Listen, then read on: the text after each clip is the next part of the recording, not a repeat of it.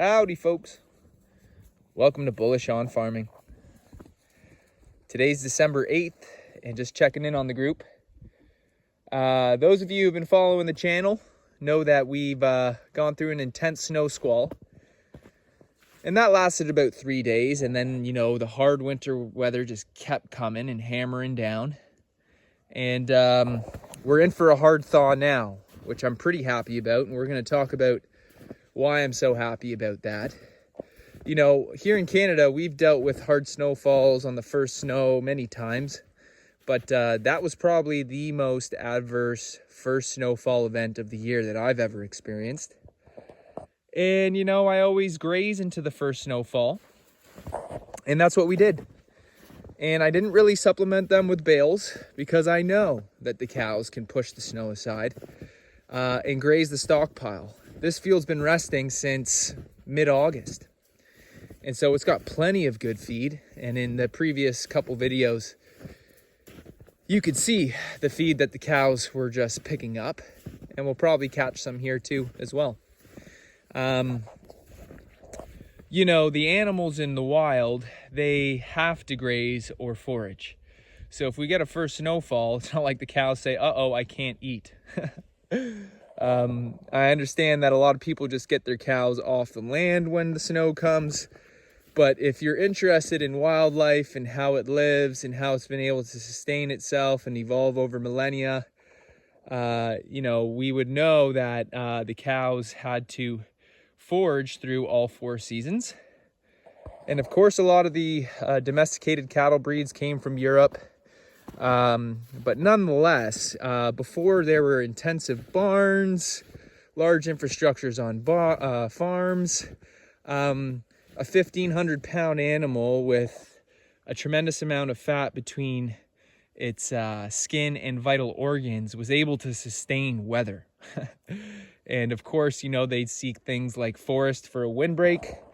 And right now the cows have access to about 30 to 40 acres to use as they please, and all of that's rested, and it all leads to the back end of the property where we have a creek running through where they have a water source.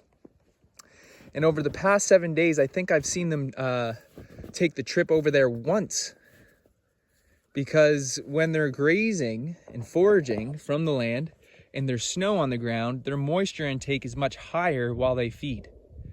You can only imagine how much snow that they're eating while they're eating the grass. This is a place where they've nestled through and graze. And so the ice was building up, I'm not gonna lie. By day 4 or 5, the layer of ice between the snow and the soil got quite hard, and that's when I started bringing out bales. I saw in the forecast things were gonna be thawing up. And so I anticipate that we're gonna be feeding less bales. Why? Because this whole field has feed. And it's not brown, expired grass that's 2 inches high. It's anywhere from 10 to 18 inches high. Some actually about 24. I ran the chickens through this field, pigs through this field, well rested through the broilers, which were gone in September. And any of you who grow broilers, you get a strip or a mohawk of grass that's much taller than the rest, simply from the nitrogen and the fertilization of the birds. So now that it's thawing up, you can see what the cows are doing. They're moving the snow aside and they're grazing. And so no more bales are coming out for the next 4 days, because we have 1 to 2 degrees Celsius across the board in that time span. And if we don't get hard snowfalls, even if it goes back to frozen, those 4 days are going to melt most of this snow. And the stockpiled grass is feed. It's not just there to make our fields look pretty. And you can see these cows chowing down. And you can see that swath of grass right there that cow's picked up. And so that's what they're eating, folks. In my previous cow video, there were a couple of people who made comments, and I encourage all comments because, I'm me and you're you. But some people, they just don't run cows in the same way. And as humans, we're very emotional. So, we project onto what we see, what we feel is true. what I've observed to be true is that these animals are able to sustain themselves in a natural setting. For me, pulling animals out of a natural ecosystem is unnatural. And so I have a great enthusiasm for keeping them in nature's image and the design it had for these animals and how they evolved and thrived over millennia. If animals start to not be able to perform in their natural setting, nature would select those animals out. And so we honor natural selection. I still step in if an animal needs extra care, but that animal is not an optimal animal for a 100% grass-fed program that intends to keep their animals in nature's design that is on the land. And so when we don't honor natural selection, what happens? It's like keeping animals on life support, living longer than they would in the wild when nature is clearly communicating that that animal is to be selected out. And the most harmonious thing to happen is for that animal to pass in natural causes. So again, I'm not just letting animals drop dead on the farm, but with the intelligence of a human being, we can observe these animals in the land and how it's communicating to us and honor natural selection by taking notes and then perhaps finding a home for the animals that aren't as suited for our program on hobby farms or farms where people keep animals in barns and take them out of the natural setting, which is perfectly fine. We all do what we want to do. And we all have different reasons for doing that. But as things thaw out, plenty of green, vibrant, lush feed under the snow yet.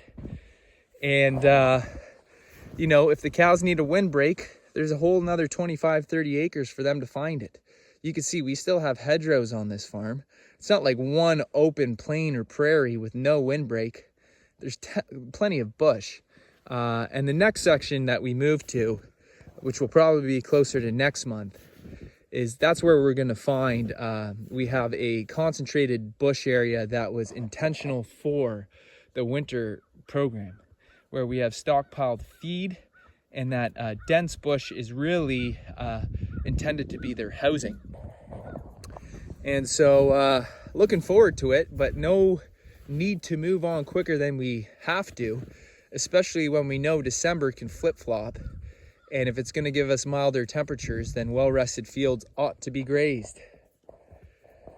So as you can see, out of the whole group of 26, what do we got there? 1, 2 calves and 3 yearlings, all eating from that residual hay left over from the bale yesterday. The other 22 to 23 cattle are choosing to graze. Ain't that a beautiful sight? Who would have thought that the animals would choose to eat vegetation rooted in soil, even through snow, and willingly do that? Why are they seeking it? Because that feed, being rooted in soil, is the optimal feed for a ruminant animal. And there's nothing wrong with hay, but it's cut in dry, dehydrated grass. No longer rooted in soil. The life supply has been cut from it and it's been stored, and that's great. Oh, sorry, it was 3 calves and 3 yearlings. And you know what? There's nothing wrong with supplementing bales, but here's the thing. As things thaw out, why do I not want to bring out bales? Because the ground's going to start to thaw and the cows are going to conglomerate in a particular area. And you're going to get a lot of punching and poaching around that bale. Anyone who's fed animals with a bale ring knows that. And if you don't have a bale ring, the same thing happens because the impact of the animals is quite the same.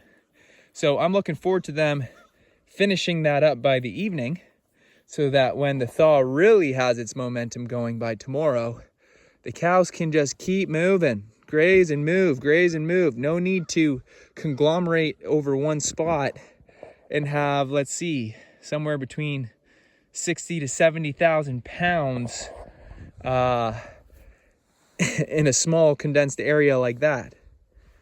Now for this group, 2 bales is really what's needed to spread them out because there's too many animals to conglomerate around one bale. But you get the point of what I'm saying.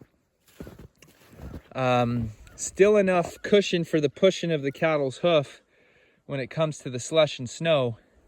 But, you know, we stay at 1 degree, 2 degree all day. This starts to melt away really quick. And we don't want animals standing still. Like, would you be feeding your cows hay to conglomerate around a bale in a field in the middle of summer?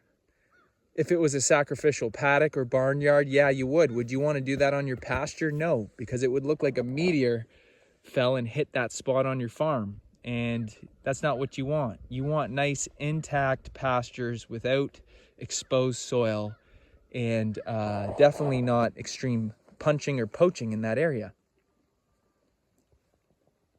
That's what makes sense. This is a very good looking calf, especially in the snow. It's just a majestic snow beast. So yeah, you know, we love running our animals in a natural setting, and we love giving them the best quality of life. And when you're talking about calving out on pasture and having your animals graze into the winter, you're talking about growing hardy animals. You see, we don't just sell our animals at 8 months. We don't sell weaned calves and then, you know, give them to another person to raise. We calve out on the farm and then raise our calves into finished beef, or they grow into mothers. So we want to be accountable and responsible for the grooming and the allowance of that animal to demonstrate and exercise self-preservation qualities, because we're the ones who are going to have to continue managing them through their life cycle. And so why would we want to raise animals that don't demonstrate the self-preservation qualities that they did through millennia? Just wouldn't be conducive to an efficient and effective grass-fed beef program. When we're talking about keeping the animals on the land, and you could still be grass-fed and feed hay in the winter, and that's awesome. What we do here is something a bit different, okay? Those of you who watch Greg Judy, it's similar along the sense of that naturalist outlook. But, you know, I'm not too religious with anything. I just have an enthusiasm for allowing these animals to live the fullness of their life in the spirit of their nature. And, you know, you take a look at these animals and they're clean. Their hinds aren't covered in poop. You're not walking into a confined setting that just smells rank.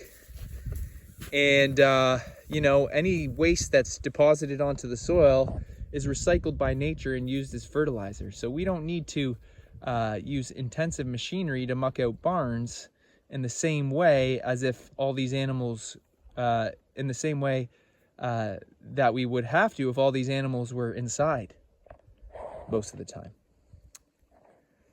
So anyways, folks, that's just my 10 cents on that one. I'd like to say thanks for stopping by, and God bless you all. I'll see you on the next one.